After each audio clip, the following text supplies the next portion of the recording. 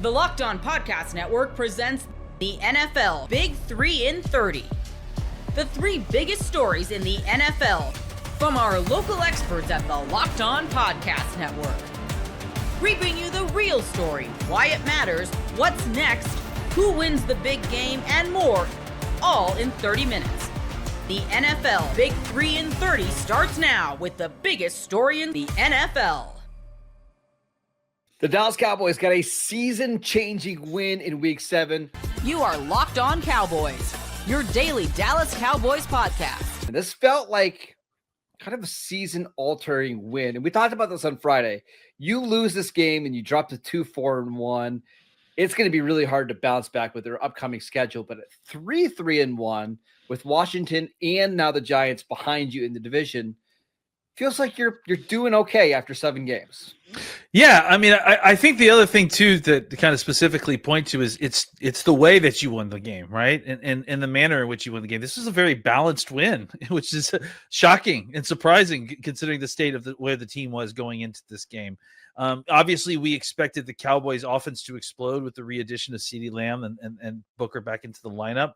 But I don't think any of us kind of expected the sort of major changes that we saw on the defensive side of the ball, from personnel to scheme to a bunch of different stuff, and all of it working as successfully as it did. So I do think that this kind of changes the angles in a lot of different ways, because it's funny you said season changing, because they changed everything from you saw so far this season on defense. It really was a huge change. So yeah, it does kind of make you reevaluate where this team is. You look around the rest of the landscape of the NFC and the rest of the landscape of the NFC East, and you think, the Cowboys still have a chance here for sure.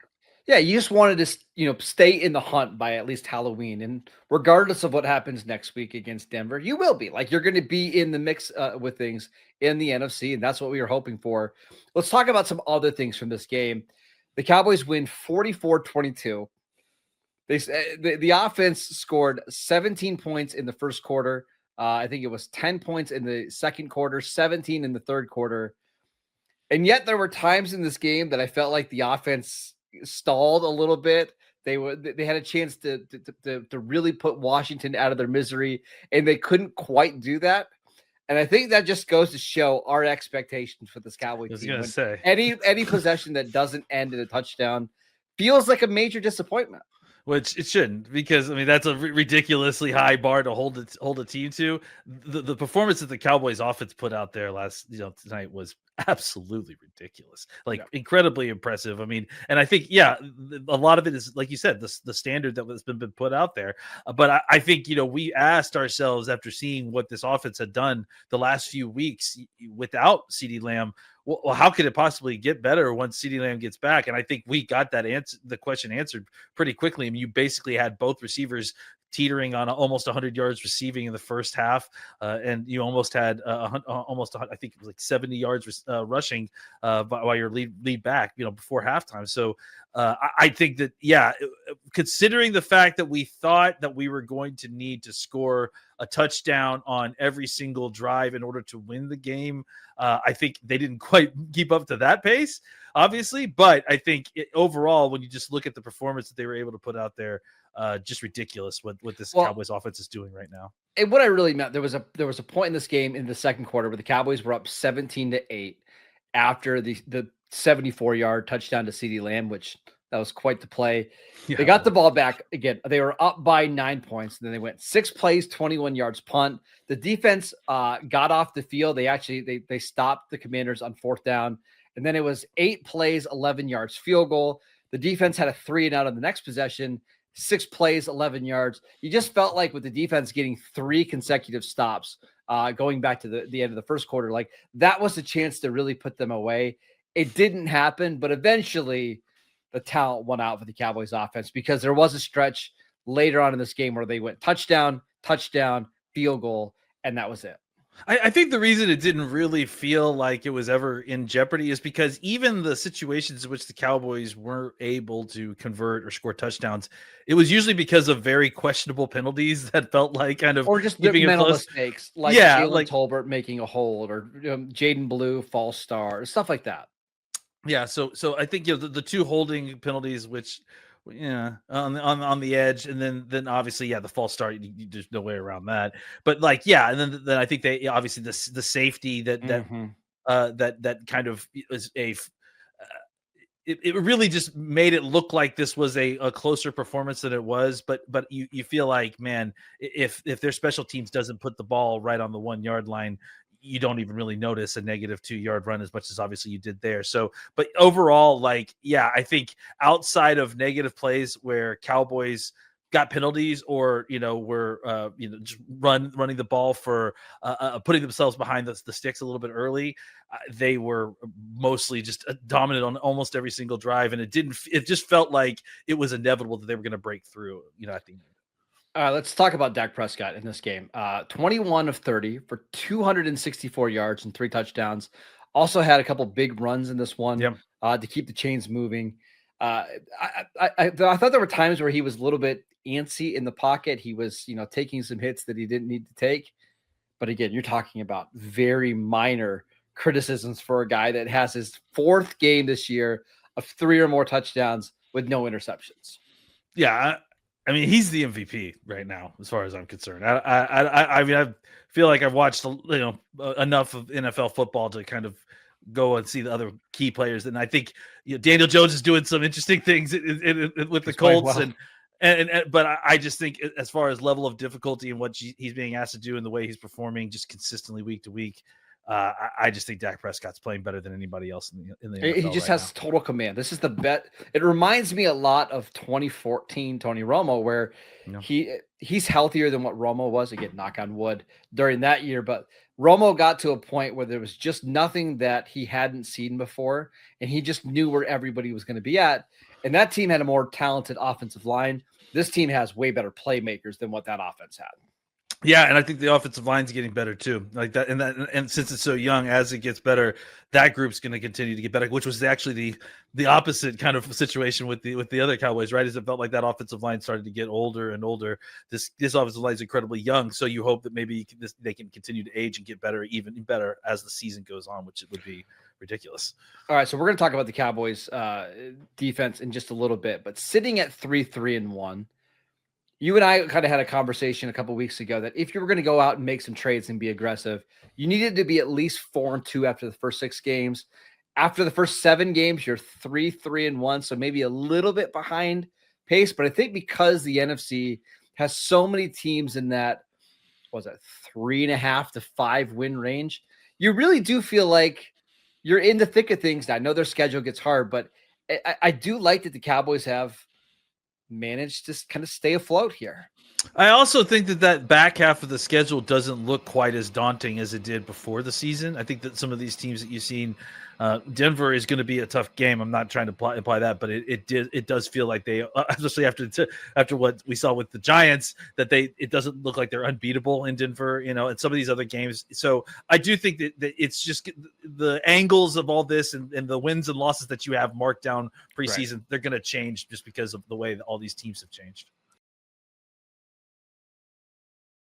The NFL season is here, and FanDuel is making sure you're ready for the weekend with a can't-miss offer. Right now, new customers can bet just $5, and if your bet wins, you'll get $300 in bonus bets to use across the app. I love using FanDuel because it fits however I like to bet in the moment. Player props, building a same-game parlay, or even jumping in live as the action unfolds. It's quick, it's easy, and it's the best way to add a little more energy to Sundays. So are you ready to play? Download the FanDuel app now by visiting FanDuel.com to get started. That's FanDuel.com to place your first $5 bet. Mike Vrabel gets his revenge down in Tennessee as the Pats dominate the Titans. You are Locked On Patriots, your daily New England Patriots podcast. The defense, they flipped the switch. We appreciate you joining the show, making us your first listen, and for being an everydayer. The Locked On Patriots podcast is a proud partner of the Locked On Podcast Network, your team every day. And don't forget, as you watch here live or maybe on demand, if you're watching on YouTube, to hit that thumbs up, give us a like, hit that like button, throw a comment in, and also do not forget to subscribe as we inch closer to 7,000 subs. Before we talk about this game, I want to tell you that today's episode is sponsored by Prize Picks. Download the Prize Picks app today and use code LOCKEDONNFL to get $50 in lineups after you play your first $5 lineup. I'm going to get into Drake May. We're going to talk all about Drake May. I've got some astounding numbers for you regarding what May did today and what we've seen from Drake May now through 7 weeks in the 2025 season. We are going to get to Drake May. However, I want to start with the defense. The Jekyll and Hyde defense continues for the Patriots. It was another rough start. I'm tweeting at Nick C Radio. Here we go again. A terrible start by this defense. Rinse and repeat every single week. The Tennessee Titans come out. They score 10 points on their first 2 drives. You had a 20-yard gain. You had an 18-yard gain. And you had the 38-yard touchdown throw by Cam Ward. That's not what you want to see to start out a game. And it feels like every week, this defense, for whatever reason, starts off slow. They didn't get much pressure in that first half, at least through the first quarter and a half. They didn't get much pressure. Their man coverage was getting beat. Marcus Jones got beat on the touchdown. And, you look at the Christian Gonzalez versus Van Jefferson play on third down, when Van Jefferson beats Christian Gonzalez man coverage for 15 yards on a 3rd and 3. And you're just looking at this game and you're wondering, are we going to have this happen again? Are we going to have another slow start for this defense to flip a switch at halftime and look completely different in the second half? Because you usually don't see defenses that consistently do that. You'll see it every once in a while. You're looking at Marcus Jones, who's been one of the best players on this team this year, getting beat early in this game for that touchdown, with Craig Woodson also spinning around like a top in the secondary on the back end at safety. And you see your best cornerback and Christian Gonzalez get beat by, at best, a 2B receiver in Van Jefferson on a 3rd down. And you're just wondering, is this the game? Is this the game that the defense plays like this, not only in the first half, not only in the first couple of quarters, the first 2.5 quarters, but is this the game where the defense just doesn't step up and we have a close game that shouldn't be close until the end of the 4th quarter because they just can't figure things out? Cam Ward in those first 2 drives, he was 6 for 7, 101 yards, a touchdown. His passer rating was 158.3. It's absurd. Cam Ward was on fire to start this game. But then the Patriots defense and Zach Core and Mike Vrabel, they flipped the switch.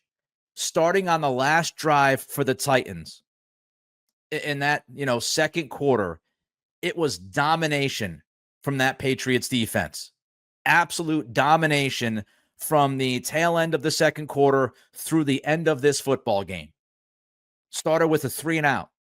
You had the 3-and-out, and then you had a scoop and score from K'Lavon Chaisson. I don't know what happened to Cam Ward on that play. He just fumbled the football, but it was a great pressure by K'Lavon Chaisson. Tennessee, for some reason, they try to block K'Lavon Chaisson with a wide receiver. That didn't work out. Spoiler alert. Chaisson beats him, gets to Cam Ward. Cam Ward's backpedaling, fumbles the football. K'Lavon Chaisson picks up the fumble, scoop and score, and that's when you felt like this game was over. I had questioned whether or not Tennessee, if the Patriots could play some consistent defense. I questioned on Friday during the preview show if the Titans were going to be able to score enough points. That was always my question about this football game. And the answer was no, because after that fast start, after the first couple drives, after scoring 13 points in the first half, they could not do anything against the Patriots defense in the second half. So you had a 3-and-out, you had the scoop and score, you had 4 plays that resulted in a punt, and Tennessee could not score. The Patriots defense shut them down. And I really think it began up front, which is not a surprise. The Patriots defensive line has been the most consistent part of this defense from day one. The Patriots defensive line continues to win.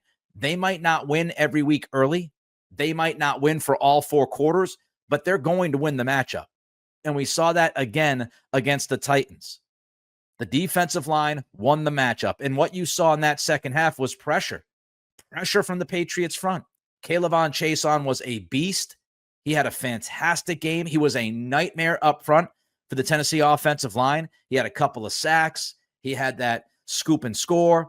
He had another 1 or 2 impact plays in this game. So K'Lavon Chaisson played well. Harold Landry had a sack, thanks in part to Christian Barmore. They ran a stunt, and Barmore kind of drew the attention, and Landry looped all the way around and had that sack on Cam Ward in the second half. But you had plays from K'Lavon Chaisson, Harold Landry, Milton Williams. Milton Williams had a sack in the second half, a dominant rep, and you had Christian Barmore again being a headache.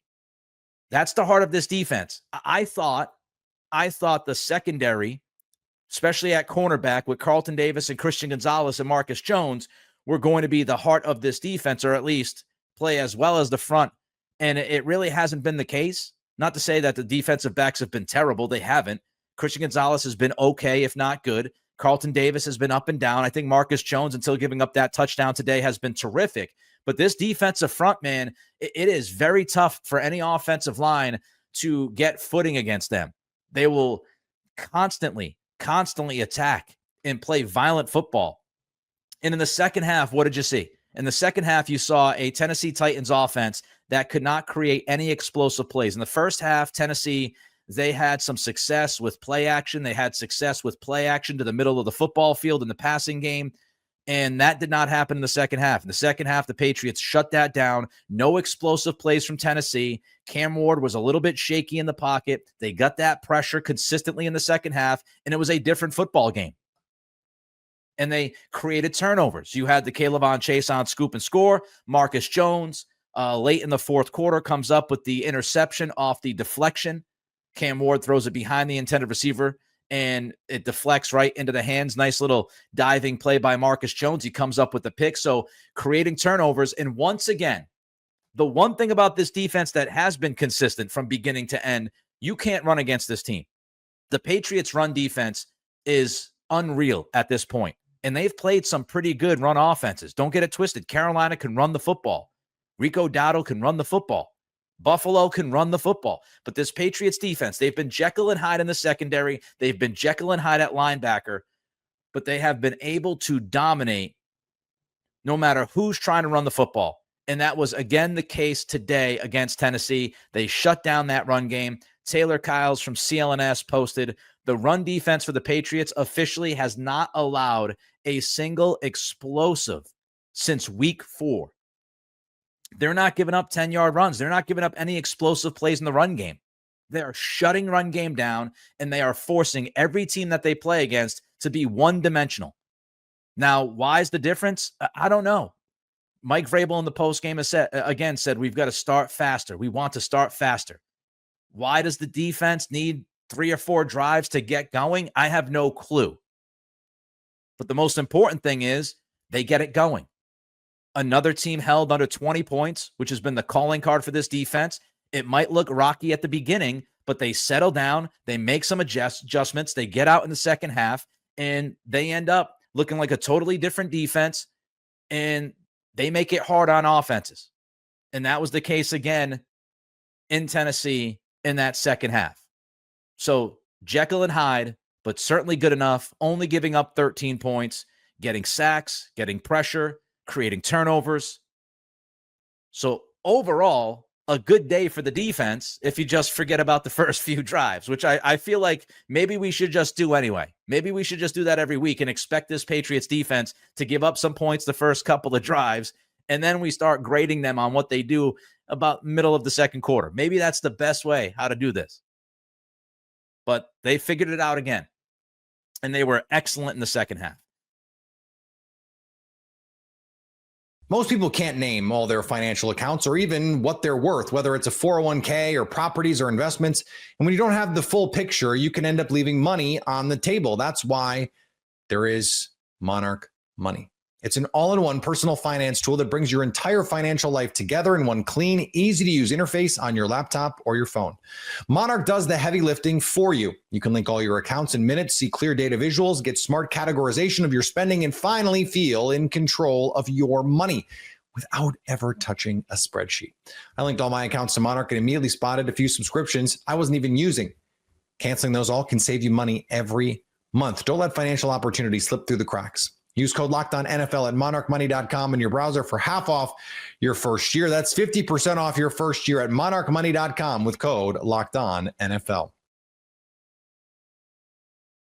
Bear down, Chicago. It's the Bears Squad.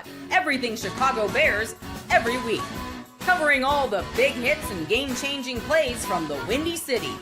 This game was weird, but what we've watched in the NFL through these first 6 weeks is kind of what we're getting all over the place. Bears came out, they ran the ball, and they were flying around on defense. And sometimes that's enough to beat a bad team, and they didn't even really need the pass game that much today. But yeah, it was a weird game to me.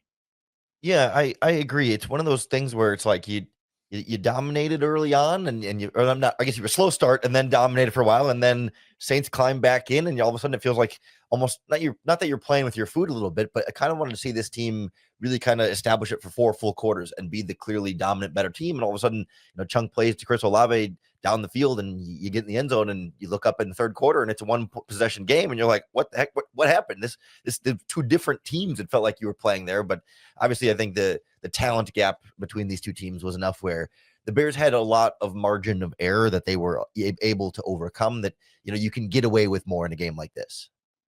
Yeah, I think this game was good, but it was not satisfying. Like I feel like there's a lot to be desired still, specifically from Caleb Williams and the offensive passing performance. Because as we start to touch on here, the defense and the running game, both those things were so excellent basically through this entire game. Like outside of the 2 Olave plays, and he's a good, talented player. We all kind of know that. It's just he's hurt so often you don't see it. But yeah, I just feel I'm glad they won their 4th straight game. It's a good job winning and holding on for the victory. But I just feel like there's still a lot to be desired outside of this one. Weird's also a great way to put it, because it was a weird game. Because I never felt like the Bears were going to lose, but I never felt comfortable either. Right. Yeah. There was a lot of meat left on the bone, I think, when it comes to the passing game and stuff. And there was a couple big plays that I thought, one was taken away on that throw to Swift that they called Loveland on. A couple other throws that I thought, but the most frustrating thing to me watching the offense today was Caleb Williams be outstanding in his pocket presence and moving around and avoiding sacks and then trying to force the ball when he has open lanes to run. I don't care if he's picking up 4 yards, pick up 4 yards, unless it's 3rd and 10 and you need it bad. You have to make the play and pick up 5 yards, and it may bust and you might get 10, but it's just that was the most frustrating thing to me watching this passing game was Caleb avoiding all these sacks and then not taking advantage of it with his legs.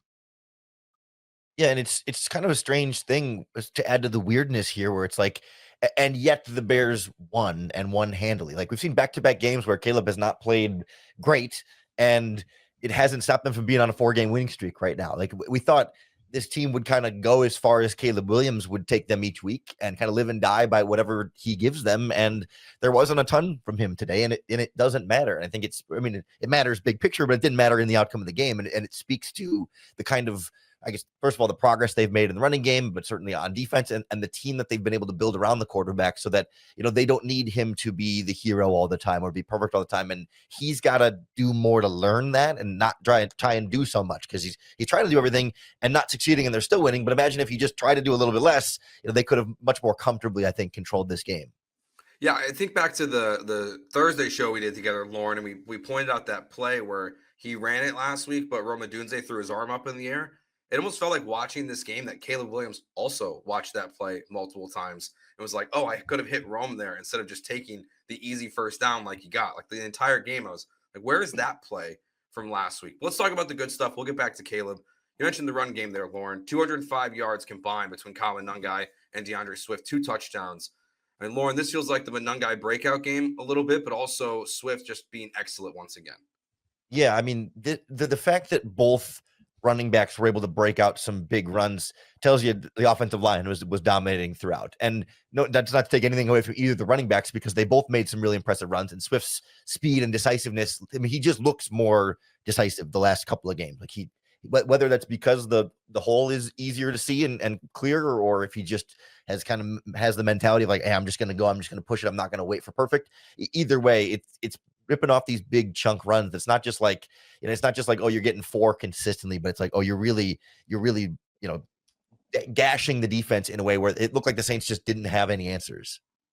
Yeah, I think the way Swift is running the ball, he's gone back to his just one cut days where he sees it, he cuts, and he goes, and he doesn't hesitate at all, where he was hesitating a lot since he's been in Chicago. Now he's more decisive, as Lauren said. But again, this is all about the offensive line, in my opinion. Not all, but it's a lot about the offensive line. Darnell Wright makes a huge difference when he's in the game, especially in run blocking. Him and Jonah Jackson on the right side are tremendous at it. And Benedict and Tooney are really good at it too, which is really nice to see. And Dahlman's good at, they showed it multiple times where he'd help double and then get to the linebacker. So I think the offensive line, and I think this just is everybody, including DeAndre Swift, getting a little more comfortable in Ben Johnson's offense that he has designed for Caleb Williams in this offense. So I think, I don't know that we'll see these big chunks of yards every single week where it's 200 plus rushing yards, but when this offense continues to get more applicable with this offense, I think that sky's the limit for this run game. Yeah, and I think, too, we got to credit the guys on the outside again. Because, again, another week in which they're not actively involved in the passing game. Roman Dunze doesn't have a big day. DJ Moore doesn't have a big day. But every run play, you see the wide receivers. They're engaged. They're blocking their ass off. Like, these guys are all bought in as well to the Ben Johnson scheme of what it looks like. This is, to me, like the biggest takeaway from since the team post-bye week is just whatever Ben Johnson in those meetings was showing DeAndre Swift, it seems like it just resonated with him. And he just looks like a totally different running back these last 2 games. And to your point earlier, Lauren, it's, like you don't need Caleb Williams to be Superman to win the way they're playing right now, especially with the way they're running the ball. Yeah, it's just nice to see a game where they ran 32 times they handed off the ball there. That's not something we've gotten to see a lot of so far under Ben Johnson, just because they haven't been able to establish it this way and then stick with it that way. And to be able to kind of sit back and say, yes, this is the engine of the offense. Like that felt more like what we were expecting coming into the season, where we thought, okay, Ben Johnson's gonna have a good running game, and then it's gonna take some time for Caleb in the passing game to get going. Like that wasn't the case the first handful of weeks, but now it feels like we've gotten to that point where they got to slow things down with him, with the quarterback, but can absolutely turn and hand it off to, even Roshan Johnson had a nice run in this game. Like everybody's eating in that backfield. And I think as long as this keeps going and we keep seeing, you play the Ravens next, who have struggled stopping the run, I think that it's going to open up a play action game for Ben Johnson and DJ Moore and Rome and everybody in the passing game. So I think it'll pay its dividends even more as this season continues. Yeah, and I like what they pointed out there at the end of the broadcast, that they were just essentially running the same plays over and over again. I mean, the Saints knew exactly what was coming, especially like that final drive before the completion to Loveland for the first down to ice the game. They're in basically the same formation, running the same exact play with 2 different running backs, and the Saints knew exactly what was coming. It didn't matter, and that just speaks to, again, the offensive line just dominating, the Saints front, especially when, like, early in the game, like, the Saints were causing problems in the passing game from the screens to the quarterback pressure. But in the running game, this offensive line just feels like they've taken a step forward as well. It was crazy to see the 2 tight end formation where they'd motion to the other side. They'd line up the exact same way, and then they'd run opposite. The Bears would run opposite to the right side, and they'd pick up 10, 11, 12 yards. It felt like every single time, and the Saints just sat there like, I don't know what they're doing. Like, what do we like? This is the NFL. You think you'd figure it out, but man, the Bears just wore them down with those same few runs.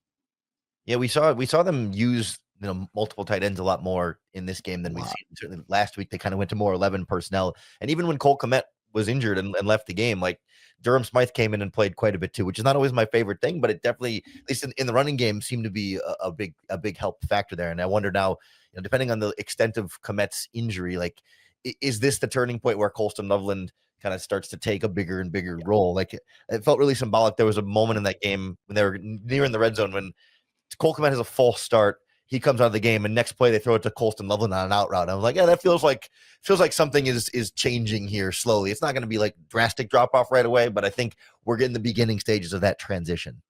Yeah, I think so too.